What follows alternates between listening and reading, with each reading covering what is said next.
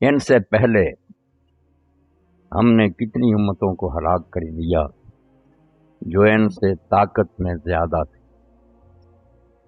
تو وہ علاقوں میں پناہ کی تلاش میں پھر مارے مارے پھرتے رہے، کہیں پھر پناہ ملی انہیں۔ اس میں بے شک ہر اس شخص کے لیے یاد دہانی اور عبرت ہے جس کے پاس دل زندہ ہو، یا دل زندہ نہ ہو تو کم از کم وہ توجہ کے ساتھ کسی کی بات تو سنے۔ اور ہم نے آسمانوں کو اور زمین کو اور جو ان دونوں کے درمیان ہے 6 دنوں میں پیدا کیا، اور ہمیں ذرا تھکاوٹ نہیں لگی۔ تو جو کوئی یہ کہتے ہیں آپ اس کو برداشت کریں، اس پر صبر کریں، اور اپنے رب کی حمد کے ساتھ اس کی تسبیح کریں، سورج نکلنے سے پہلے، سورج غروب ہونے سے پہلے، اور رات کے بھی کچھ حصوں میں اللہ کی تسبیح کریں اور سجدہ کرنے کے بعد بھی۔ اللہ رب العالمین نے یوم آخرت کے وقوع کے بارے میں جو دلائل دیے ہیں کہ وہ دن ضرور آئے گا جہاں لوگوں کو اپنی زندگی کے اعمال کا حساب دینا پڑے گا، کئی قسم کے دلائل دیے ہیں۔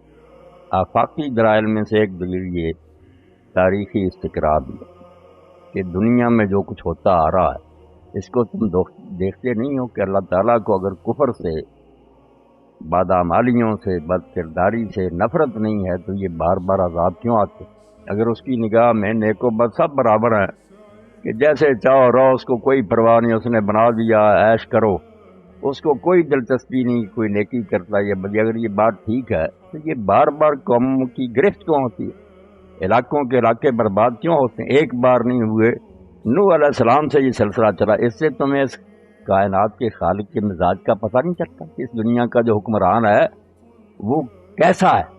آیا وہ اس بارے میں لاپرواہ ہے، بالکل اس کو کوئی دلچسپی نہیں، یہاں جو جی چاہتا ہوتا رہے، یا تم دیکھتے ہو کہ وہ نظر رکھتا ہے کہ اس دنیا میں رہنے والے کیا کر رہے ہیں، اور جب وہ حد سے بڑھ جاتے ہیں مہلت دیتا ہے کہ یہ گلہ نہ کریں کہ ہمیں وقت نہیں دیا، شاید ہم توبہ کر لیتے، سمجھانے والے بھی بھیجے جاتے ہیں، مگر جب وہ حد سے گزر جاتے ہیں تو پھر علاقوں کے علاقے تباہ ہو جاتے ہیں۔ وہ یادگاریں پڑی ہوئی ہیں، اور قرآن مجید نے جگہ جگہ توجہ دلائی کہ پھرو زمین میں اور دیکھو کہ ان محلات میں رہنے والے کہاں گئے، وہ کنویں کیوں بیکار پڑے ہیں، وہ بستیاں کیوں ڈھئی پڑی ہیں۔ تو یہی بات یہاں بھی بیان فرمائی کہ یہ اندازہ کرنے کے لیے کہ اللہ تعالیٰ کانوں میں تیل ڈال کر اور آنکھیں بند کر کے کہیں سو نہیں گیا، وہ دیکھتا ہے کہ دنیا میں کیا ہو رہا۔ اس لیے وَكَمْ أَهْلَكْنَا قَبْلَهُم مِّن قَرْنٍ، یہ قریش اپنی قوت و شوکت پر ناز نہ کریں، کسی گمانڈ میں نہ آئے، ان سے پہلے ان سے بہت طاقتور قومیں زمین میں ہوئیں، عاد ثمود، یہ سارے تو عرب کے ارد گرد ہی تھے، اور عرب لوگ ان کو جانتے تھے، ان کی داستانیں ان میں مشہور تھی، علاقے بھی دیکھتے تھے۔ تو فرمایا ان سے پہلے ہم نے بہت قوموں کو ہلاک کیا ہے، ہم اشد منہم بطشاً، جو ان سے قوت و شوکت میں بہت بڑھ کر، ان کی طاقت بڑی زیادہ۔ اور دوسری جگہ قرآن مجید میں آتا ہے کہ یہ ان لوگوں کے 10ویں حصے تک نہیں پہنچے جو کچھ ہم نے ان کو دیا تھا، جتنی ترقی ان کے دور میں ہوئی تھی۔ اور اب بھی ان کی یادگاریں دیکھیں، احرام مصر اور دوسرے جو بنے ہوئے عمارتیں، حیران ہوتا آدمی، اور لوگ کہتے ہیں کہ وہ انسانوں نے نہیں بنائے، جنہوں نے بنائے، یعنی اتنی ترقی ہو گئی تھی اس دور میں، مگر یہ ترقی بچا نہیں سکی، عذاب الہی سے ان کی حفاظت نہیں کر سکی، برباد ہو گئے۔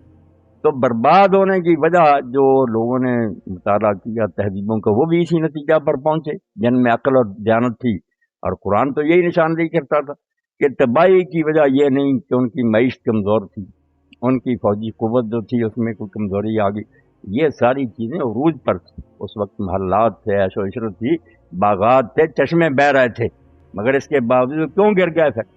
کیوں نہیں بچ سکے؟ کیونکہ بنیاد جو تھی وہ ختم ہو چکی، ایمان نہیں رہا تھا، اس لیے تقویٰ نہیں تھا۔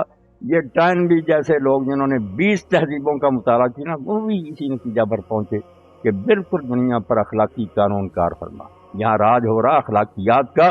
انسانوں کی حد تک، ایک ایک فرد کی حد تک ٹھیک ہے کہ کوئی آدمی مرتا، ہم نہیں فیصلہ دے سکتے کہ یہ نیک ہے یہ بد ہے، مگر قوموں کے ساتھ معاملہ یہ اللہ تعالیٰ کسی پر ظلم نہیں کرتا۔ جب وہ لوگ حد سے بڑھ جاتے ہیں، نیک بہت تھوڑے رہ جاتے ہیں، پھر ان پر عذاب آ جائے۔ تو اللہ تعالیٰ فرماتا ہے یہ قوموں کی ہلاکت اور بربادی یہ خود دلیل ہے کہ اللہ تعالیٰ کو کفر سے نفرت، ظلم اور زیادتی کو ناپسند کرتا ہے۔ یہ اس دنیا میں ہی نتیجہ تمہارے سامنے بار بار آیا۔ فَنَقَّبُوا فِي الْبِلَادِ، جب ہلاک کیا انی طاقت کے باوجود پھر بھاگے دوڑے پھرتے تھے کہ کہیں چھپے پناہ ڈھونڈیں، حل من محیص، بچاؤ کی کوئی جگہ ملی، پھر کہیں پناہ نہیں ملی، برباد کر کے رکھ دی۔ اور دوسرا ترجمہ لوگوں نے فَنَقَّبُوا فِي الْبِلَادِ کا یہ بھی کیا کہ وہ علاقوں میں دور دور تک ترقی انہوں نے کی، بہت تجارت کے لیے جاتے تھے، فتوحات کی، سب ٹھیک ہے کہ بڑے باروج تھے، بڑے باشوکت تھے، مگر جب عذاب الہی آیا تو کوئی چیز ان کو نہیں بچاتی۔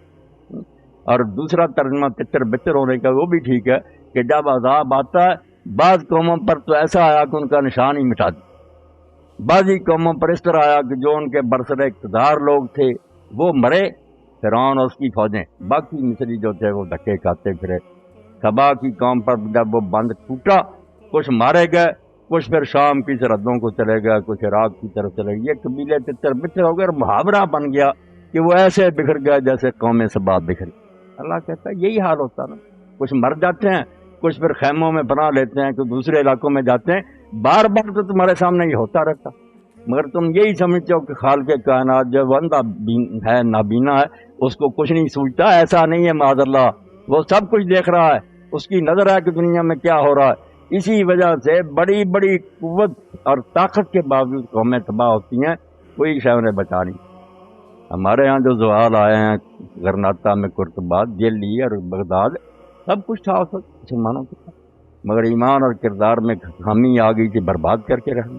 ایسی بربادی ہوئی کہ ہم آج تک نوحہ خاں رو رہے ہیں کہ کہاں گیا غرناطہ اور قرطبہ اور کہاں گئی وہ بغداد کی شاپنگ۔ تو اللہ تعالیٰ یہ کہتے ہیں کہ اس سے پتہ چلا کہ اللہ تعالیٰ کو بے دینی اور کفر سے سخت نفرت ہے، اسی لیے یہ بار بار مظاہرہ ہوتا، عذاب ہوتے ہیں۔ ان فی ذلک لذکریٰ لمن کان لہ قلب او القی السمع وہو شہید۔ تو یہ قوموں کی جو داستانیں، یہ عروج و زوال کی کہانی جو ہے، کسی قوم پر عذاب آنا، یہ ساری چیزیں جو ہیں اللہ فرماتا ہے اس میں یاد دہانی، نصیحت، سننے والے اور پڑھنے والے چونک اٹھیں گے، غفلت ختم ہو جائے گی، مگر دو چیزیں اس کے لیے شرط۔ یہ اس لیے بیان کرنا لازم سمجھا گیا کہ رسول اللہ صلی اللہ علیہ وسلم اور دین کا کام کرنے والے کبھی ان کو یہ صورتحال بھی پیش آتی نا تو دل ٹوٹ جاتا ہے کہ یار یا ہماری بات غلط ہے یا ہمارا سمجھانے کا انداز غلط ہے۔ تو اللہ نے تسلی دی رسول کریم علیہ السلام کو کہ نہ آپ کی باتوں میں کوئی خرابی ہے، ان سے زیادہ مقبول اور صحیح باتیں کوئی نہیں، نہ آپ کے سمجھانے میں کوئی کسر ہے، مگر ان میں اثر پذیری جو ہے نا، بات کو ماننے کی قابلیت نہیں، یہ مر چکے، مرے آدمی پر کوئی اثر نہیں ہوتا۔ نصیحت ان کے لیے لمن کان لہ قلب، جس کے پاس دل ہوگا۔ اب یہ دل تو سب کے پاس، کافروں کے پاس ہم سے بڑا پمپنگ کر رہا، وہ ہٹے کٹے، مگر قرآن اس کو کرب نہیں مانتا، اس کو نہیں دل مانتا، بلکہ قرآن مجید میں جگہ جگہ کہا گیا کہ یہ چلتے پھرتے مردے ہیں، آپ ان کو زندہ نہ سمجھیں، یہ مرے ہوئے ہیں، ہٹے کٹے ہونے کے باوجود ان کے جسموں میں دل نہیں، بالکل مرے۔ دل اللہ تعالیٰ صرف اس کو مانتا ہے جو نصیحت پکڑنے والا، جو عبرت پذیر ہو، کہ دیکھے دوسرے کا حال بجائے اس کے کہ انتظار کرے کہ جب میرے تھپڑ لگے گا پھر سمجھوں گا، نہیں، السعید من وعظ بغیر، دوسرے کو دیکھ کر کانوں پر ہاتھ رکھا کہ اس کے ساتھ یار یہ ہوا، میں بھی ایسا کروں گا تو میرے ساتھ بھی ایسا ہی ہوگا، یہ ہے عبرت۔ اس کو دیکھ کر آگے کچھ نتیجہ اخذ کرے۔ جن کے پاس یہ ہوتا ہے وہ ہے دل زندہ یا دل بیدار، اس کو دل کہیں گے، ورنہ کوئی دل نہیں، جانوروں سے بدتر بلکہ مرا ہوا۔ اللہ پاک ان کو مردہ ہی کہتا ہے، ومن کان میتن، کہ یہ مرے ہوتے ہیں، ایمان جب آتا ہے اس وقت فاحیینا، زندہ ہو، ایمان والا آدمی زندہ ہے، دوسرے مرے ہوئے۔ تو اسی کو اللہ کے نیک بندے نے اس طرح کہا نا، مجھے یہ ڈر ہے دل زندہ تو نہ مر جائے، کہ زندگانی عبارت ہے تیرے جینے، دل مر گیا پھر کوئی زندگی نہیں، بے شک کھاتا پیتا رہا آدمی، اس کی عمر جتنی مرضی لمبی ہو جائے، وہ انسانی زندگی نہیں، حیوانات کی زندگی۔ انسان کی دل بیدار پیدا کر کہ دل خوابیدہ ہے جب تک، نہ تیری ضرب ہے کاری نہ میری ضرب ہے، جب دل سویا ہوتا کوئی نہیں، دل بیدار فاروقی دل بیدار کر رہا. فاروق اعظم کیا تھے، حضرت علی کیا تھے؟ دل زندہ ہو.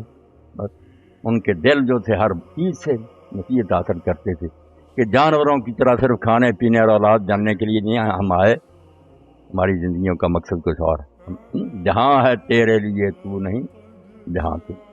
زمین و آسمان ہماری خدمت کے لیے اللہ نے بنایا، ہم اللہ کے لیے بنے. تو ایسے لوگ جو اللہ فرماتا جن کے اندر دل ہوتا ہے، یا تو وہ نصیحت پکڑتے. اور دوسری بات فرمائی کہ کم از کم یہ تو ہونا چاہیے کہ اگر آدمی کے پاس اتنی لیاقت نہیں، اس میں اتنی نہیں قابلیت کہ وہ خود سمجھ سکے، اور القسم و شہید، تو پھر وہ توجہ کے ساتھ غور و فکر کے ساتھ دوسرے کی بات پر کان تو لگائے. یہ ہدایت حاصل کرنے کا دوسرا طریقہ. ایک تو خود اتنا بڑا سمجھدار اور دانشمند ہو کہ خود ہی سمجھ سکے، اگر یہ نہیں تو کم از کم کسی شریف آدمی کی بات سن توجہ، پھر اس سے بھی انشاءاللہ ہدایت کے دروازے کھل جاتے. جو نہ خود سوچنے سمجھنے کے قابل ہوں، نہ کسی کی بات ہی سنیں، کانوں میں کہیں کہ نہیں ہم نے ڈانٹ گالی ہے، ایسے لوگ ہی قیامت کے دن پھر دوزخ میں چیخیں گے نا، لو کننا نسمع اور ناقل ما کننا فی اصحاب السعیر. اگر ہم سنا کرتے اور سوچا کرتے تو دوزخ والوں میں کیوں ہوتے؟ یعنی دوزخ میں جانے کا سبب ہی یہ بنا کہ اللہ نے جو سوچنے سمجھنے کی صلاحیت ہے استعمال ہی نہیں کیا. اب آپ دیکھ رہے ہیں کہ زمین آسمان کی پیمائش کر رہے ہیں، چاند ستاروں کو یہ فتح کر رہے ہیں، اپنے بارے میں سوچتے ہی کہ کس نے پیدا کیا، کیوں پیدا کیا، مرنے کے بعد کدھر جائیں گے. اس تلاش میں لگے ہوئے ہیں کہ سمندر کے ساحل پر جو گیلی مٹی جس میں پہلا جرثومہ کیسے بیان ہو جائے، کسی نے وہ بنتا نہیں دیکھا، نہ ان کا علم ساتھ دیتا. جب تم کہتے ہو کہ بے جان چیز سے جاندار نہیں پیدا ہوتے، یہ کہاں سے آ گیا؟ بے جان مٹی. اب وہاں اللہ ماننا پڑتا کہ کوئی زندہ تھا جس نے زندگی، وہ نہیں ماننا چاہتے. کہتے ہاں یہ ایک کام بغیر کسی سبب کے ہو گیا، غلط ہے تو بات ہے سائنس کے خلاف کہ بے جان سے جان، مگر وہ مان لیتے ہیں پہلا ہو گیا تھا، بعد میں اس سے پھر نہ ارتقا کے، یعنی دھاندلی کرنا چاہتے، ماننا نہیں چاہتے کہ حی قیوم خدا تھا زندہ، حیات کا سرچشمہ، اس نے زندگی دی نہیں. یہاں پھر بے جان مٹی سے کہتے ہیں، وہی سمجھ نہیں آتی کہ سر مگر بار ایک کیڑا پیدا ہو، خواہ بخواہ کی بات. تو شریف آدمی کہتے ہیں یار کس چکر میں تم پڑے ہو، کسی طرح اللہ نے بنا دیا. جو اصل انسان کو سوچنا چاہیے تھا وہ تو یہ تھا کہ اب ہمارا کیا بنے. خرد مندوں سے کیا پوچھوں کہ میری ابتدا کیا ہے، کہ میں اس فکر میں رہتا ہوں میری انتہا. دانا آدمی کو تو یہ سوچنا چاہیے تھا کہ بن گیا جیسے ہی بن گیا، اب یہ پتا کر کے کیوں بنا، جائے گا کدھر، میرے ساتھ کیا معاملہ ہوگا. یہ اصل علم تھا جس سے یہ لوگ ظاہر ہیں. اس لیے اللہ تعالیٰ ان کو علم والے نہیں مانتا. اب لوگ سوال کرتے ہیں کہ دین میں جو اتنی تعریف ہے علم کی، اس میں یہ آتی ہے ریاضی اور یہ سارے نجوم اور جو نہیں، یہ علوم نہیں ہے. یہ آپ ٹھیک ہے زندگی گزارنے کے لیے سیکھیں، سہولت حاصل کریں. اللہ نے جس کو علم کہا نا کہ نبی تیرے پاس علم آ گیا اس لیے اب تو کسی کی بات نہ سن، وہ ہر علم کی بات نہیں کہ ہم جغرافیہ پڑھتے پھریں اور دوسری چیزیں، یہ بھی ٹھیک ہے، بہت اچھی باتیں ہیں، مگر اگر صحیح نیت سے. اصل میں علم جس کو اللہ کہتا ہے وہی آسمان سے ہوتا ہے، جس کو عیسیٰ علیہ السلام کہتے ہیں نا کہ آدمی صرف روٹی سے نہیں جیتا بلکہ اس کلمہ سے جیتا جو آسمان سے اترتا. جو کلام آسمان سے اترتا نا، جو اس کو کھا جاتے ہیں، اپنے اندر ہضم کر لیتے ہیں، وہ صحیح معنوں میں.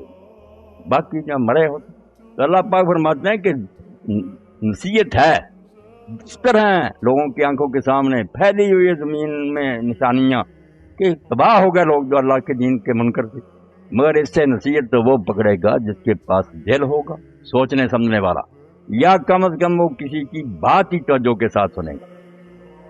اور دوسری بات پھر بیان فرمائی کہ اب کوئی یہ کہے کہ ٹھیک ہے یہ سمجھ تو آتا کہ اللہ تعالیٰ کو نفرت ہے برائیوں سے، اسی لیے وہ عذاب نازل کرتا ہے، مگر اس سے کیسے پتہ چلے کہ مرنے کے بعد بھی کوئی جہان ہوگا؟ یہ کیسے ہم مانیں کہ ایسا ممکن ہے؟ دل تو نہیں مانتا کہ مر جائیں گے، گل سڑ جائیں گے، پھر دوبارہ زندہ ہوں گے. تو اللہ تعالیٰ نے اس کی دلیل دی، وَلَقَدْ خَلَقْنَا السَّمَاوَاتِ وَالْأَرْضَ وَمَا بَيْنَهُمَا فِي سِتَّةِ أَيَّامٍ، کہ پہلی بار ہم نے بنایا نہیں آسمانوں کو، زمین کو، اتنی لمبی چوڑی جس کی وسعت آج بھی تمہارے لیے نامعلوم ہے. سارے علموں کے باوجود ایک ذرہ بھی نہیں پتہ چلا کہ کتنے ہیں کرے، کتنی ہے یہ وسیع کائنات، کچھ علم نہیں ہے. سمندر میں سے قطرہ بھی نہیں حاصل کیا. اتنے بڑے آسمان اس نے بنائے اور زمین بنائی اور جو کچھ ان میں ہے مخلوق بنائی. جو اتنی چیزیں بنا سکتا ہے وہ ایک ٹڈے جیسا انسان ہی دوبارہ پیدا کر سکتا. اور ساتھ ہی یہ فرمایا ما مسنا من لغوب، بڑی عظیم بات اللہ نے کی کہ میں کوئی تھک گیا یہ بنانے کے بعد، میں کوئی عاجز آ گیا، کوئی بے بس ہو گیا کہ اب دوبارہ نہیں، اسی طرح میں چاک چباندوں، میری قدرت اسی طرح میں تیار کھڑا ہوں، جب کہوں گا ہو جا دنیا ہو جائے گی۔ جیسے پہلی مرتبہ کوئی مجھے مشقت لائق نہیں ہوئی، پھر بھی کوئی تھکاوٹ نہیں ہوگی، نہ میں بس کر بیٹھا ہوں، بناؤں گا۔ تو اب اس سلسلہ میں دین کا کام کرنے والوں کو اللہ تعالیٰ نے بتایا بہت لازمی بات یہ تھا۔ مولانا مودودی رحمۃ اللہ علیہ بھی کہتے رہتے صبر اور حکمت دو ہتھیار کے بغیر تو کوئی دین کا کام ہی نہیں کر سکتے۔ دو، صبر اور حکمت۔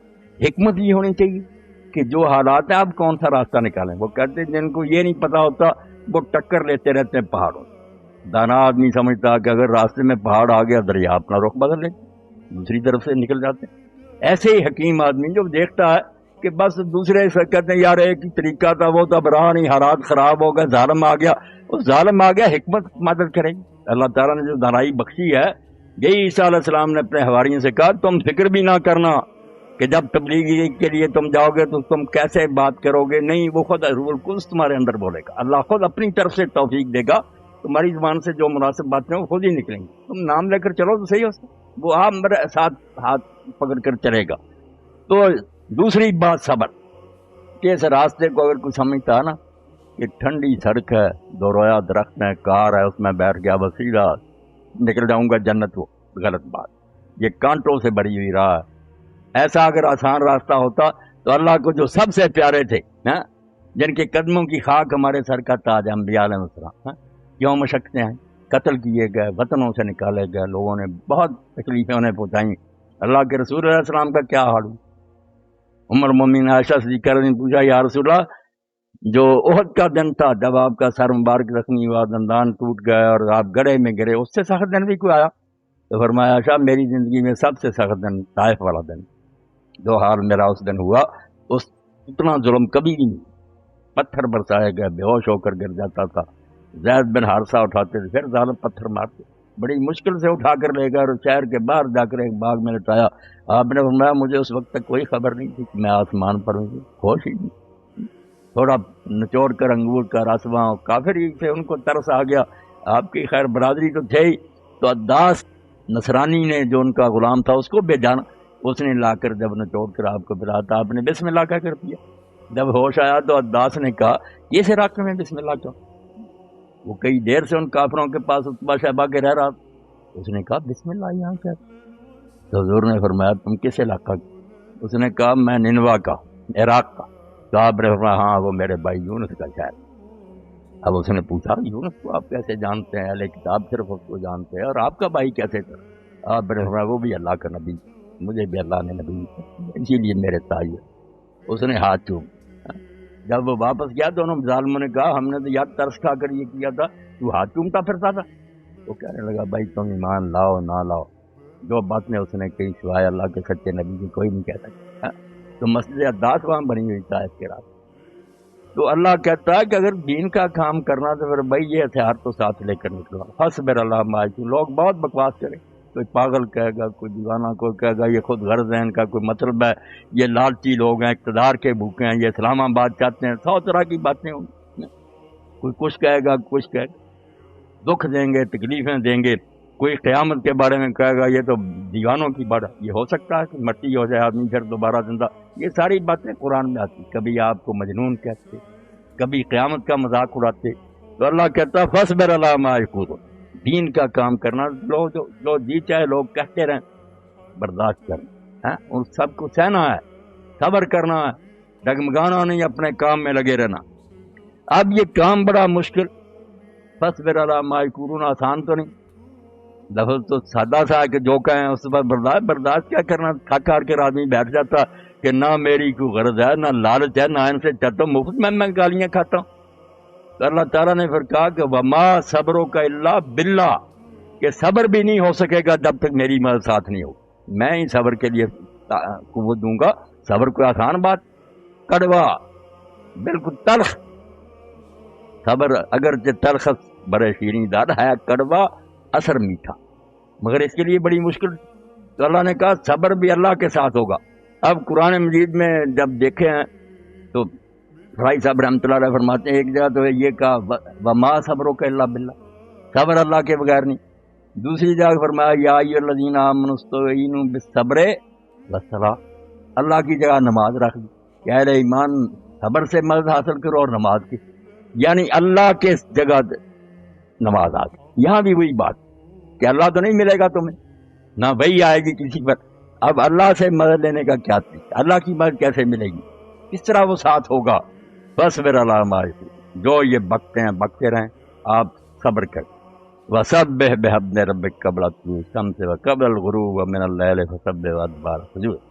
وہی ہتھیار نماز والا کہ صبر کے لیے نماز پر مضاف ہمیشہ نماز اچھے طریقہ سے. اس کے لیے اللہ نے کہا اگر آپ صبر کرنا چاہتے ہیں اللہ کے رسول، جو جی چاہے لوگ کریں، جتنی چاہے تکلیفیں پہنچائیں، مگر آپ کو کوئی پریشانی نہ، کبھی گھبراہٹ نہ. تو اس کا طریقہ یہ ہے کہ سورج نکلنے سے پہلے بھی اپنے رب کی حمد کے ساتھ اس کی تسبیح کریں. نماز کا ہی اللہ ذکر کئی طرح کر دیتا نا. کہیں کہہ دیتا کہ اقیم الصلاۃ نماز ادا کرو، کہیں کہتا وسجد سجدہ کر، کہیں ورکع مرہ.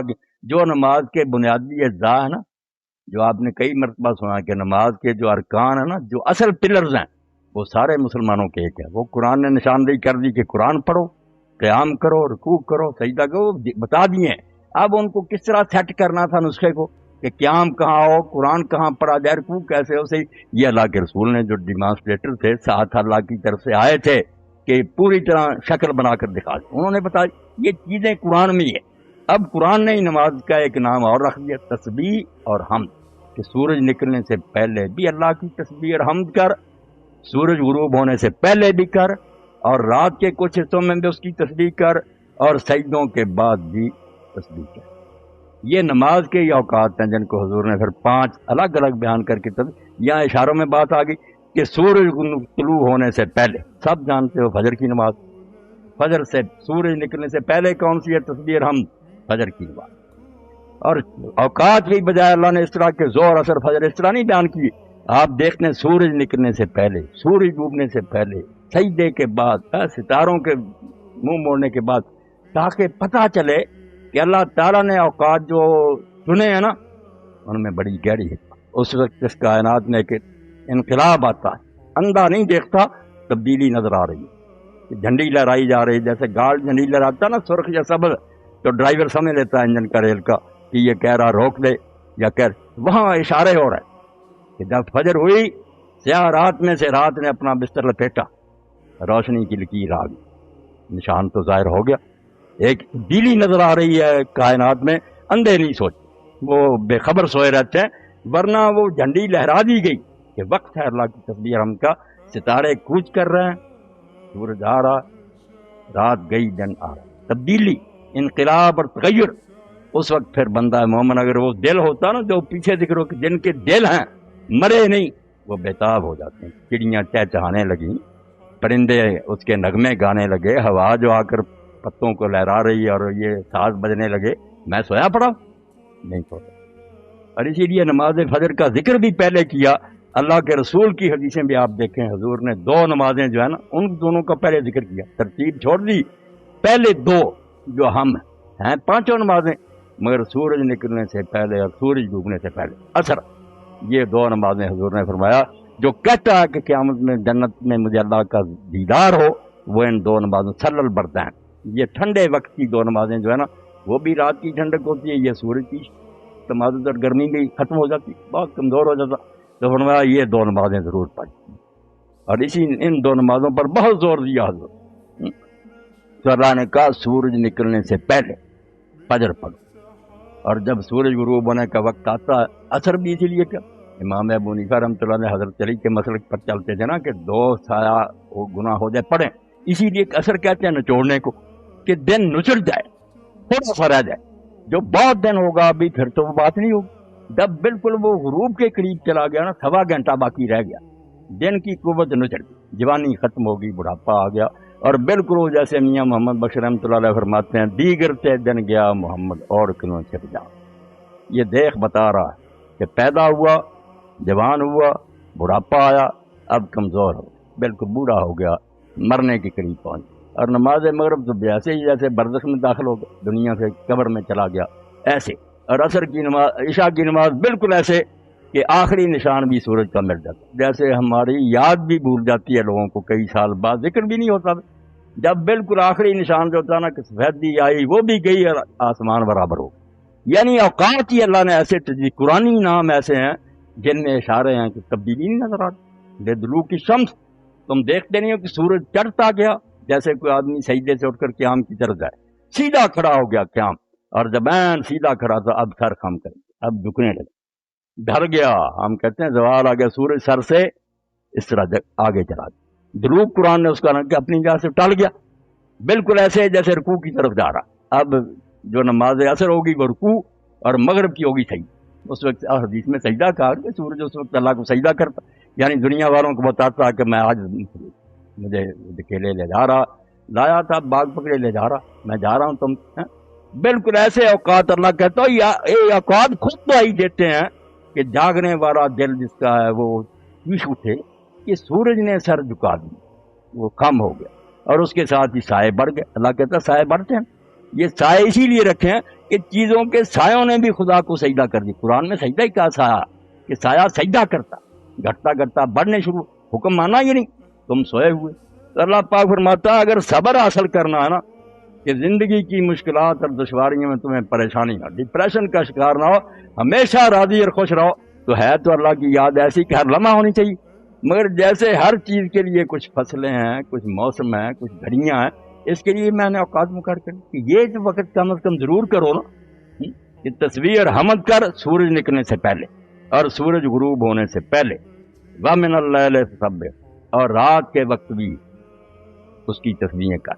رات کے وقت پھر مغرب بھی آ گئی، عشاء بھی آ گئی، تہجد بھی آ گئی، تین نمازیں تو رات میں ہی ہے نا، رات 12 سجود، اور جب سورج سجدہ کرتا اس وقت تو دلوک اور سجود ایک ہی بات ہے، جھکنا، یہ جو نا سر سجدہ زمین پر رکھ دینا، یہ تو ہمارا نا کہ انتہائی، ورنہ عربی زبان میں سر جھکانے سے لے کر زمین پر سر رکھنے تک سب سجود ہے، سجود۔ قرآن نے دلوک کی شمس کا، مولانا سید سلیمان ندوی رحمۃ اللہ لغت کے حوالوں سے سیرت نبوی کہ دلوک تین ہے، تین دلوک ہے، تین ہی سجود ہیں، جب سر خم کیا پہلا یہ ہے ظہر کا وقت، درا جھکا، جب بالکل جہاں تک نظر کا میں سیدھا کھڑا ہو تو جو دائرہ بنتا نا نظر کا اس سے بھی نیچے ہو جاتا، مرلین سے، وہ دوسرا دلوک، اس سے بھی نیچے چلا گیا اثر، اور جب بالکل افق سے بھی نیچے چلا گیا وہ تیسرا دلوک، 3 نمازیں، یہی سجود۔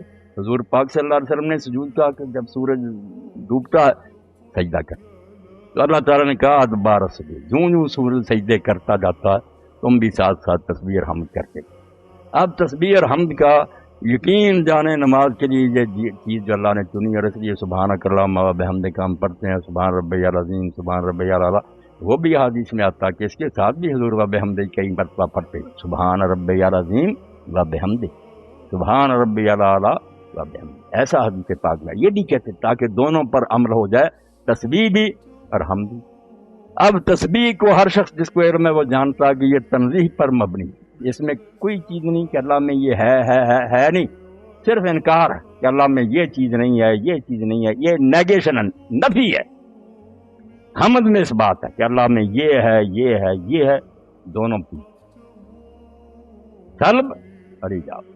پہلے یہ کہو کہ اللہ میں کیا نہیں ہے، اللہ جاہل نہیں ہے، اللہ عاجز نہیں ہے، اللہ غافل نہیں ہے، اللہ بے رحم نہیں ہے، اللہ جو غلط باتیں ہیں نا اس کو موت نہیں ہے، وہ کمزور نہیں ہوتا، جتنی مخلوق میں چیزیں نا، سیدھی سی بات، نیک لوگوں کا اللہ کا اگر صاف سیدھا سمجھنا نا تو یہ سمجھ لو جو مخلوق میں چیزیں ہیں وہ اللہ میں نہیں، یہ موٹی بات پلے بانے، جو کچھ ہم میں ہے نا وہ اللہ میں نہیں، اور جو اللہ میں وہ ہم میں نہیں ہے، ہم میں اگر اس میں کچھ نظر آتا ہے محض اس کا دیا ہوا ہے عارضی طور پر، ہمارا وہ کچھ نہیں ہے، یہ سن رہے ہیں ہم، بول رہے ہیں، چار زندگی جو سننا، دیکھنا، سوچنا جو ہے نظر آتا ہے یہ ہمارا نہیں، ہمارا ہوتا تو پہلے ہی ہوتا، لم تک کچھ ہے، ایسا وقت بھی تھا جب ہم تھے ہی نہیں، اور آپ یقین جانے اس سے بڑھ کر کوئی گالی نہیں، کوئی توہین نہیں۔ حدیث کی کتاب ہم جب پڑھتے ہیں کسی راوی کو لیسا بے شک کہ یہ کچھ نہیں ہے، اور قرآن نے بھی جب کہا تجھے میں نے پیدا کیا تو کچھ بھی نہیں تھا، کسی کو کہیں ہے ہی نہیں، کچھ نہیں، بھائی نیس ہونے سے نہ ہونے سے آگے گالی کیا ہوگی؟ اگر کوئی زندہ ہے چلو لولا ہے لنگڑا کچھ تو ہے سم تھنگ ہے نتھنگ ہے ہی نہیں. مخلوق کیا نہیں. اللہ ہاں ہے ہوگا. اللہ کہتے ہیں اس کو جس پر کبھی ایسا وقت نہیں آتا کہ وہ نہ ہو جائے وہ ہے. اسی لیے اس کا اسم اعظم جو اللہ کے رسول نے فرمایا 2 آیتوں میں چھپا ہوا اسم اعظم جو ڈھونڈتے ہو, ایک اللہ لا الہ الا هو الحی القیوم اور ایک سورہ بقرہ کا آل عمران کا شروع, وہاں بھی یہی الحی القیوم, یعنی اشارہ کر دیا کہ یہ 2 نام جو ہے نا الحی القیوم یہ ہے اسم اعظم. اب الحی کیا کہ ہمیشہ سے زندہ رہے گا, کبھی وقت نہیں آیا کہ وہ نتھنگ ہو, عدم نہیں ہو سکتا, وجود ہے. واجب الوجود اسی لیے کہتے ہیں کہ اللہ تعالیٰ کا نہ ہونا جو نا یہ ممکن سوچا بھی نہیں جا سکتا کہ وہ کبھی نہ ہو. جو ایسا ہو وہ مخلوق ہے, ورنہ نہیں ہو سکتا. اور مخلوق کی حیثیت کیا ہے؟ ذاتی صفت حق کی قدم میری حقیقت ہے. ہم اپنا کھوج تلاش کریں نا تو پلے یہ پڑتا ہے کہ تم کچھ بھی نہیں اور نہیں ہوگے پھر. اس لیے درمیان میں اگر ہو کچھ نظر آتا ہے مان لو کہ عطیہ کسی نے بخشا جس کے پاس تھا. تمہارا ہوتا پہلے نہ ہوتا, تم ہمیشہ سے اللہ کی طرح نہ ہوتے, نہیں تھے تم, نہ سنتے تھے نہ بولتے تھے نہ دیکھتے تھے, عدم تھے. عدم سے بڑھ کر کوئی توہین نہیں, تم ہے کچھ بھی نہیں تھے. اور پھر بھی ایسا وقت آتا کہ اللہ تعالیٰ سب کچھ واپس لے لیتا, بلکہ اسی دنیا میں لے لیتا ہے. مرنے سے پہلے بوڑھا آدمی اس کی آنکھیں جواب دے جاتی ہیں, ٹانگیں جواب دے جاتی, ہر شے واپس لوٹتی جاتی. اپنی ہے تو رکھ لے, پھر جاتی نہیں, حریت دی ہوئی ہے لے جاتا. تو سب بحمد ربک فرمایا جو کچھ تیرے اندر اصل میں تھا نا عدم میں, تو نہ سنتا تھا نہ بول, یہ ساری چیزیں اللہ میں نہیں. اللہ میں کوئی چیز عدم والی نہیں. اور جو چیزیں ہیں یہ سب کچھ اللہ کے پاس تھیں. اگر تجھ میں ان کا کچھ حصہ نظر آ رہا تو اس کا عطیہ. تو سب بحمد ربک. نماز کی روح کیا نکلی کہ جب نماز کے لیے کھڑا ہو تو دعائی دے دے کہ اللہ مجھ میں میرا کچھ بھی نہیں ہے, سب ہے تیرا. یہ مان گیا اگر کہ میرا تو کچھ بھی نہیں, میں تو عدم تھا, اگر ہے کچھ تو تیرا, اور میں مانتا ہوں جب چاہے تو لے سکتا. اس سے پھر شکر پیدا ہوگا, وہ احسان مند ہوگا. متکبر اور مغرور کیسا نہیں ہو سکتا پھر ورماضی. اس کے جو ذہن میں بٹھایا یہ گیا کہ تجھ میں کوئی خوبی نہیں, یہ خوبیاں سب اللہ کی ہیں, اس میں سے کچھ دی ہیں تو اس نے اپنے فضل سے دی ہیں, جب چاہے گا لے لے گا, اور عیب اس میں کوئی نہیں ہے. تو اس لیے تیری حقیقت عدم ہے, اللہ کی حقیقت وجود, وہ ہمیشہ سے ہمیشہ رہے گا. اس لیے اس خدا کے سامنے جب کھڑا ہو تو یہ اقرار کر کہ اللہ جو ہے ہماری سمجھ و عقل سے بالا. نماز کا آغاز ہوتا ہے, پھر ہم رکوع کو جاتے ہیں, ہر جگہ اللہ اکبر ربا کا فکبر, تکبیر ہی ہوتی جاتی. اب تکبیر کہتے ہیں کہ ہر شے سے بڑا. امام جعفر صادق رحمۃ اللہ علیہ نے ایک آدمی سے پوچھا کہ بتا اللہ اکبر کیا کہنے گا, ہر شے سے بڑا. انہوں نے کہا کوئی شے ہے جس سے بڑا؟ شے کہاں ہے؟ شے تو وہ کہتا تو بنتی ہے, مقابلہ کس نے کرنا؟ کوئی الگ ہوتی چیز ہے تو اس کے مقابلہ میں کھڑی ہوتی ہے ہی نہیں, وہ تو اس کا خیال ہے. جب وہ چک بنا دیتا, یہ کوئی چیز نہیں اس کے مقابلے میں جس کو تولا جائے کہ وہ اتنا ہے, یہ اس کے مقابلے. انہوں نے کہا کیا ہے پھر؟ تو فرمایا اللہ اکبر من ان یوسف, اللہ اس سے بڑا ہے کہ وہ عقل میں نہیں آتا. تم ہزار سوچ دوڑاؤ, اپنے ذہن لڑاؤ, ماننا پڑے گا ہے پرے سرحد ادراک سے اپنا معبود, قبلہ کو اہل نظر قبلہ نواق ہے. یہ کوئی چیز نہیں, ہم جتنا جی چاہے اوپر اڑیں, نبی ولی اڑیں, ماننا پڑے گا. حضور پاک کہتے تھے لا احصی ثناء علیک, اللہ میرے بس میں نہیں کہ میں تیری تعریف بیان کر سکوں کہ تو کیا ہے یا کیا نہیں ہے. انتا کما ثنیت علی نفسک, تو ویسا ہی ہے جیسے تو اپنی تعریف خود کرے. ہمارے بس میں نہیں, ہم سمجھتے نہیں, کریں گے کیا. اے اقرار نبیاں سندا تے لا احصی وچ آیا, گناہ تیری نو پا نہ سکے تو بے مثل خدا. اس لیے ایسے خدا کے سامنے جب بندہ اللہ اکبر کہتا کہ میں کس گنتی میں اپنے آپ کو رکھوں, بھی میں بھی ہوں تھوڑا سا, تو بھی نہیں ہے ہی نہیں, میں کچھ نہیں ہوں, سب تو ہی تو ہے. ایسی نماز جب رسول اللہ پڑھتے تھے تو حدیث پاک میں آتا نا کان اذا حضب امرن فصل, کوئی پریشانی آتی حضور نماز شروع کر, ساری پریشانی دور ہو. تو اللہ فرماتا ہے یہ کافر جو بکتے ہیں, اور تم بھی کبھی گھبرا جاتے ہو کہ دین تو بڑا مغلوب ہے, کافر زور آور, تو کوئی بات نہیں, تم ان چیزوں کو برداشت کرتے رہو, اللہ خود دیکھ رہا ہے, وہ نپٹ لے گا. تمہارا کام یہ ہے کہ صبح و شام مغرب عشاء کے وقتوں میں تم اللہ کی تسبیح اور حمد کرتے رہو, نماز باقاعدگی سے ادا کرو. اس سے تمہیں وہ قوت پیدا ہوگی کہ یہ ساری مشکلات جو نا پھونک مارنے سے اڑ جائیں, کچھ بھی نہیں رہے گا, حباب منصورہ ہو جائے گی. اللہ کی طرف سے تمہیں